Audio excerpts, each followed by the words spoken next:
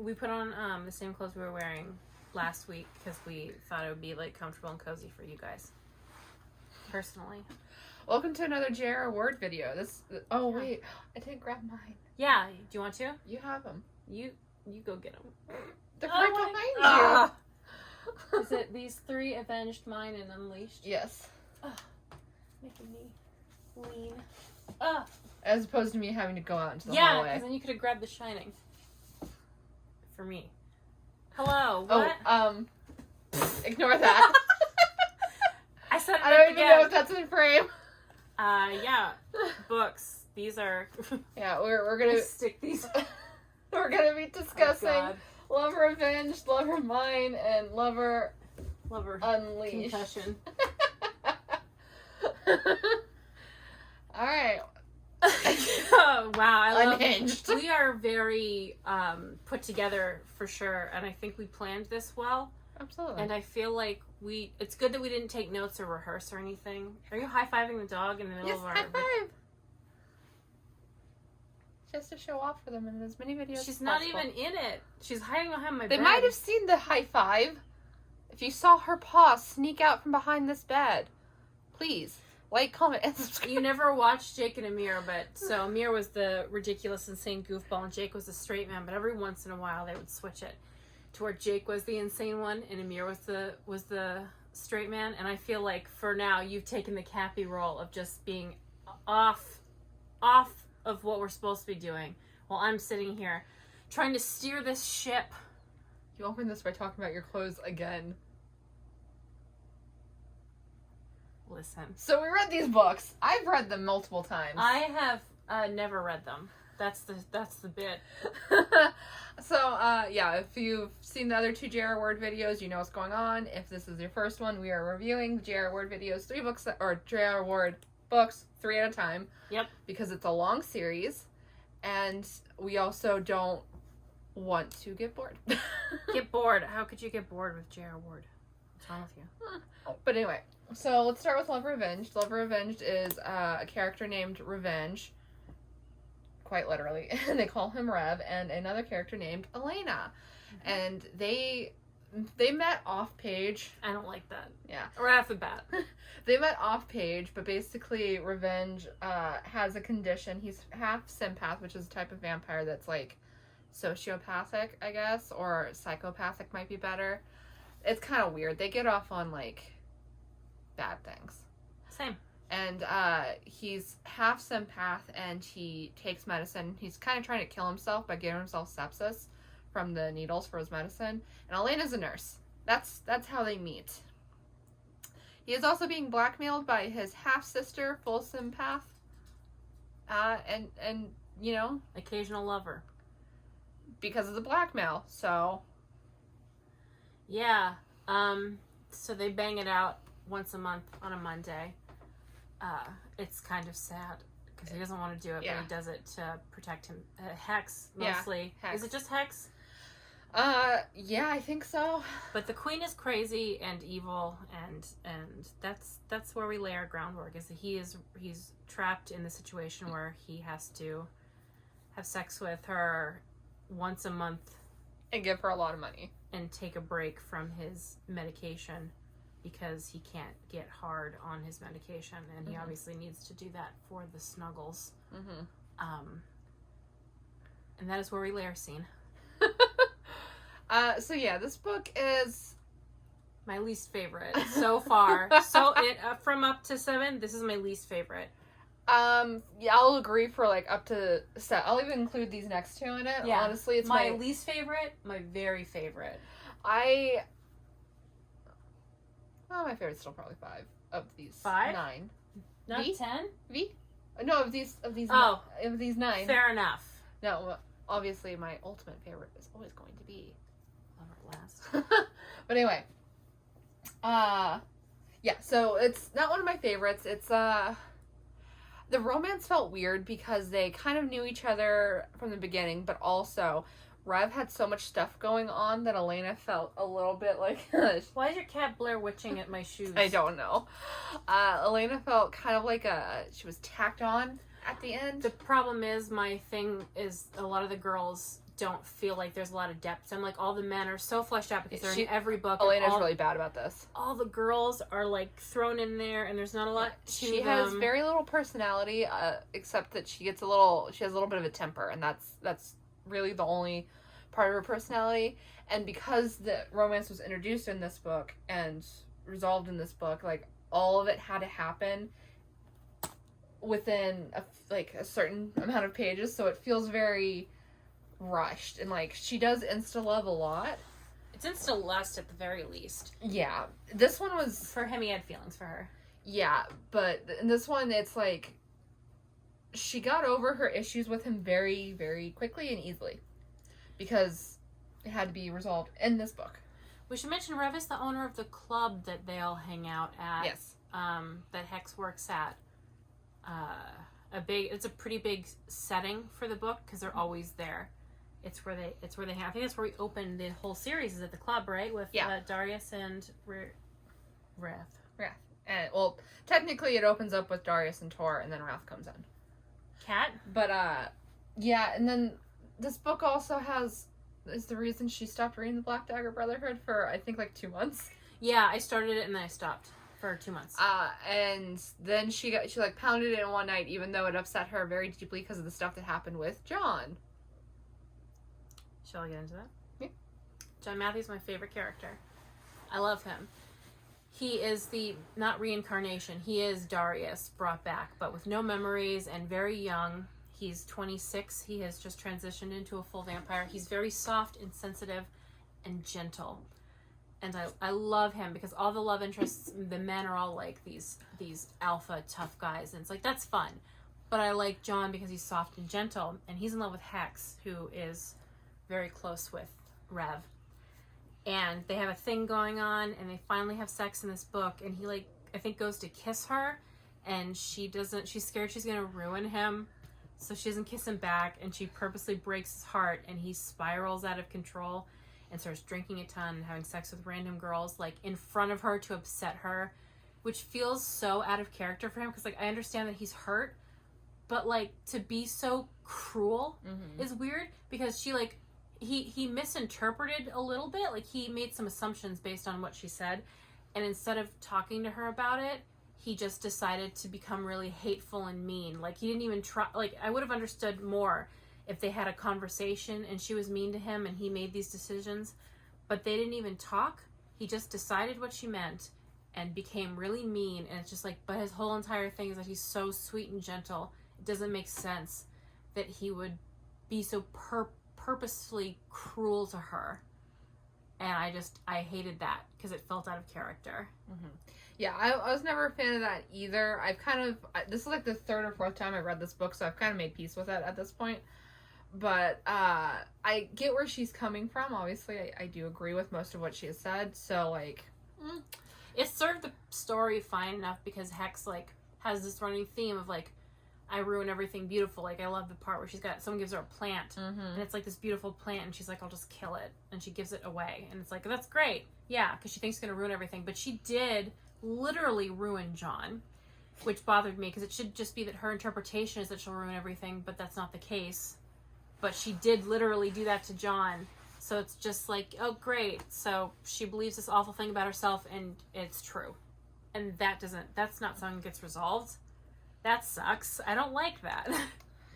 Yeah. So this book has one of my few issues with J.R. Ward, which is that sometimes things are resolved a little too neatly when they wouldn't be in, like, real life, or like if this had been like the backstory, it wouldn't be resolved. So, like, at the end of this, Rev basically gets captured and put in a cave, and the Sympaths cover him in scorpions and spiders. And he's there for, I think it's like 6 months, 6 weeks. Oh, I don't know. He's there for a bit. And then when he comes out of it, as soon as he's, like, out of it, he's just fine. He, like, sees Elena and he's just like, I'm good. Yeah, I mean, I don't know. That kind of stuff doesn't bother me too much, I guess, because it's just like, sure. And then Hex gets kidnapped. And that's the start of the next book. She gets kidnapped and spends weeks getting raped, which I really don't like. Because John also got raped. So it kind of feels like weird that she would have that also happen to Hex, and we have to see it. Not necessarily it actually happening, but we get the before and the after and the details, and it's just a lot. And again, it serves the story, and there's some like really amazing moments that happen because she got kidnapped that like are some of my favorite things in the whole series. Like when John is trying to save her, he can't see her because the guy that kidnapped her did magic, and so he's in the room and she's like right there, but she can't talk to him or anything. And there's some like really good writing that comes out of that. I just hate that there's just rape in everything. So now we're on to Love or Mine, which is John Hex's book. So it is my favorite. We mentioned this in the last video, but basically there's a character named Lash. He's essentially the vampire Antichrist, and he's the one who kidnaps Hex, and he's, you know, he's like, kind of like the Sympath, and then he gets off in really fucked up shit. He thinks he's in love with her too. Yeah.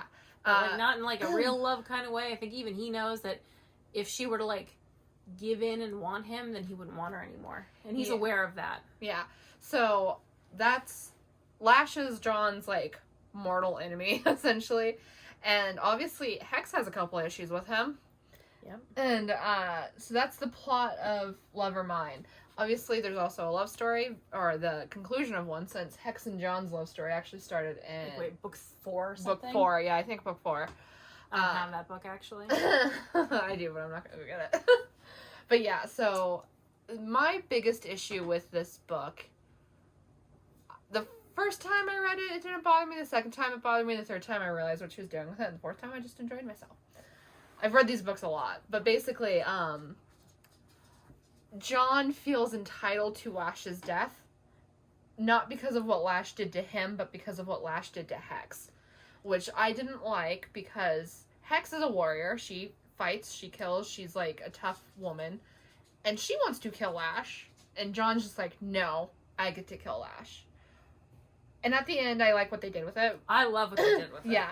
So what she did is Hex got hurt, and she was too weak to finish the job, so John helped her kill him, so they killed him together, which I liked. I thought that was a good resolution. So, like, it turned what could have been a very problematic thing into what I felt like was a character growth moment. The thing and is, I appreciated that. These books are all super problematic because they kind of, like, write off this thing of, like, when a vampire man bonds with a female, it takes over everything. He loves her more than their own children. She's more important than anything. So it's, like, a pride thing and a magic thing and a love thing of, like, oh, someone hurt his mate, so he feels entitled to get revenge. Same thing happens way later on with 2 other characters that I won't say the name of, but one of them, he almost dies, and his mate is just like, find those people for me, I'm gonna kill them. And then that's delicious though. I do love that. Whatever. And I would have loved this, except we had to hear about her getting raped for weeks and weeks, and he's just like, I have the right to kill him. It's like, you really friggin' don't. Yeah. He did bad things to both of you, but give this one to your girlfriend, mate. Good job. Yes, my dog is asking for belly rubs. Are you okay? But yeah, and like I didn't care for that, but overall I did enjoy this story. This book also has a lot of good Blay and Quinn stuff. Yeah, it's some setup. There's a lot of setup. And that's like some of my favorite stuff. It didn't connect as much with her, but it connected deeply with me. I was a John Hex girl. Like, that's the relationship that really got me for her, was the boys.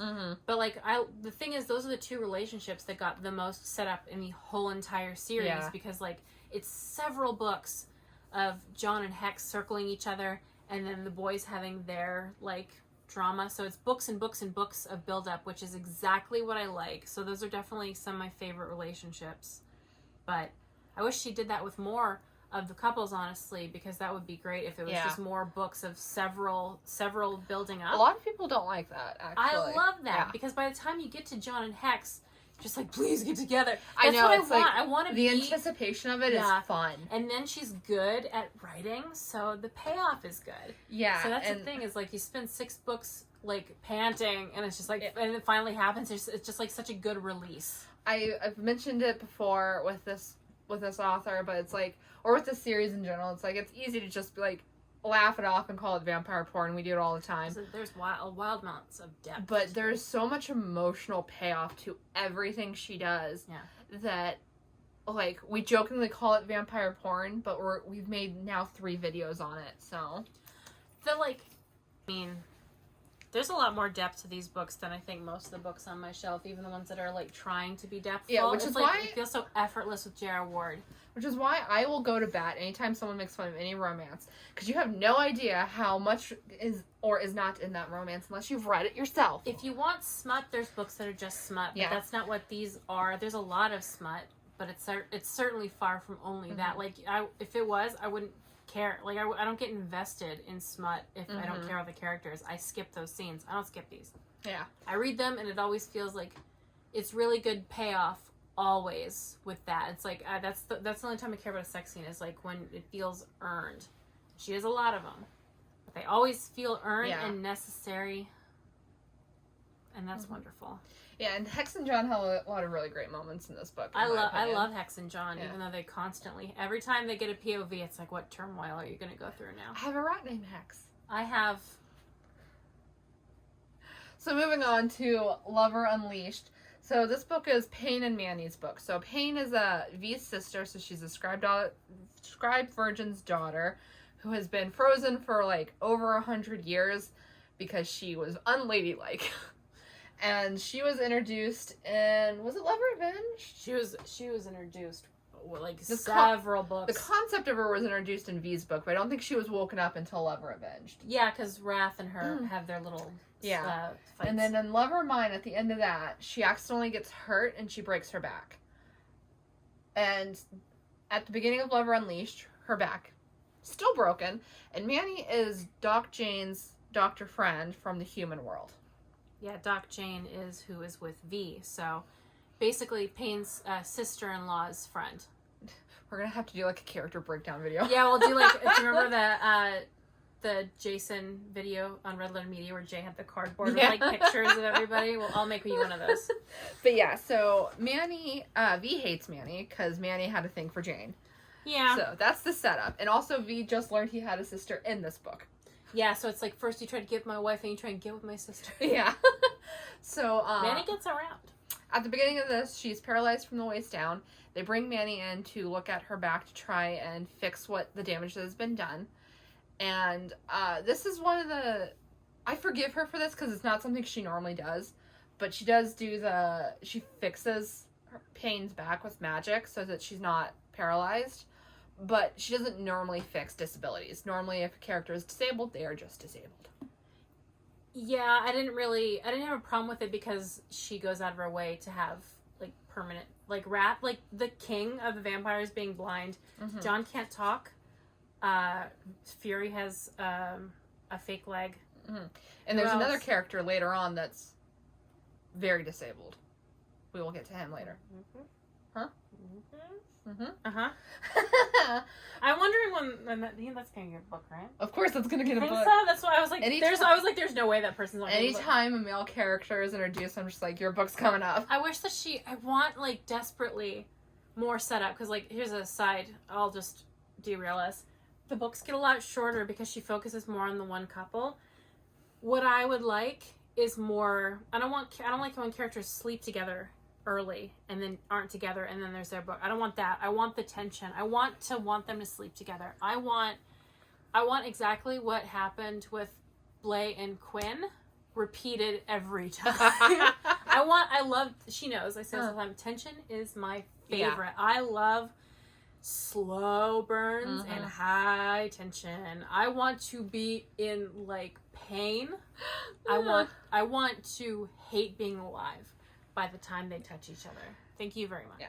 So the way Pain heals herself is, like, she has mystical powers from being a deity's daughter. Mm-hmm.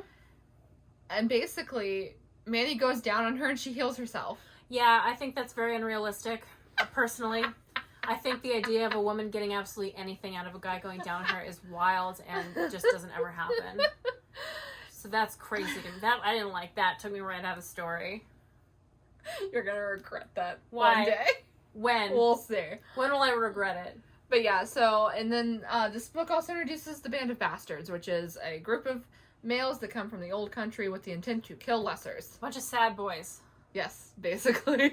It's our new group of love interest for the next 8 years of books. That's what it is. Yeah. So, and the leader of the Band of Bastards is named Kor, and he hates Pain because she killed his father. He's my husband. He's one of my husbands. I have several of them. I love him, and I also hate him, but also mostly I love him, and he's never done anything wrong in his entire life. So, yeah, so that's the setup. This one's one of the more lackluster ones for me personally, because we didn't really know Pain, we didn't really know Manny, and then they kind of disappear afterward. Like, you see Manny pop up, but he doesn't have much to do. I have a theory, and I've told you this. Pain has, like, weird powers. The resolution to Manny being human and her being a vampire and immortal and stuff is that she can keep him immortal with her magic. Yeah. J.R. Ward said she can also do that with the dog that the king has. Yeah, his guide dog. My theory is that she brought Pain in because now she can have love interest be human. It's just like, oh, Pain keeps him immortal. Except for, you haven't finished Savior yet, No, right? I have not. There's something that happens at the end of that, and I was like, oh, that's your new excuse. So I think part of Pain was like, well, we're going to bring her in because now I don't have to go through a bunch of loops to make humans immortal, even though she could just keep having them be vampire love interests. Yeah. Whatever. But I think it gives you more options. It's like, oh, this is a human. That's happening. We're going to bring a human in who doesn't know anything. Because there's like a lot of humans lately in these later books as far as I've read. Mm-hmm. So yeah, what were your thoughts on it? I have a hard time using the word lackluster for any of these because even the worst of them is still more entertaining than 9 out of 10 books I read that I just grab. So, I mean, it's definitely not one of my favorite couples because, yeah, there wasn't a lot of setup, but there was, like, stuff in it. Like, I like Manny just fine. I like Pain just fine. I couldn't tell you a ton more that happened in this book, though. I haven't seen the payoff for this. I don't know if it's in the Savior, but Manny and Butch are brothers. And I think certain other characters also related to them, if memory serves. I won't confirm or deny anything. It's not a lot of... They don't really give it a lot of attention with Butch and Manny. It's kind of like they know, but they don't really talk about it. I kind of assume that their dad's going to be brought in at some point, so... I don't know. Because she keeps mentioning him, so I think it's going to happen. I don't know, but it's not a ton with them, but it does get brought up again, I believe, because, oh my god, this is so many books ago. I know. So many. These are all in the series proper. I don't think you can see that on camera. Yeah, this was a while ago. This is like 15 years ago. But, no, not quite that long. Oh, I don't know. It was a while ago. The first book came out in 2006 or 2004. Wow. I was not even born yet. You laughing? Why are you laughing? I believe I gave this one 3.5 bumped up to 4. This one's probably 5. This one's probably 4. You know what? I wish to God Goodreads would just do half stars because like I put so many books at 3 when I really mean 2.5 or 3.5, and I hate that. Mm-hmm. I would do 3, 5, 4. I mostly give these 4s because even when I don't care too much about the romance, it's still everything around it is still great. Mm-hmm. Every time the other characters pop up, they're awesome. So, yeah. So, still, we're pretty early in the series still. So, like, you can look forward to more of these. And if you did enjoy this, or you want to watch the other videos of this, you know what to do. Yeah, they're out there. You can find them. Yeah. So, we'll see you next time. Yeah. Bye.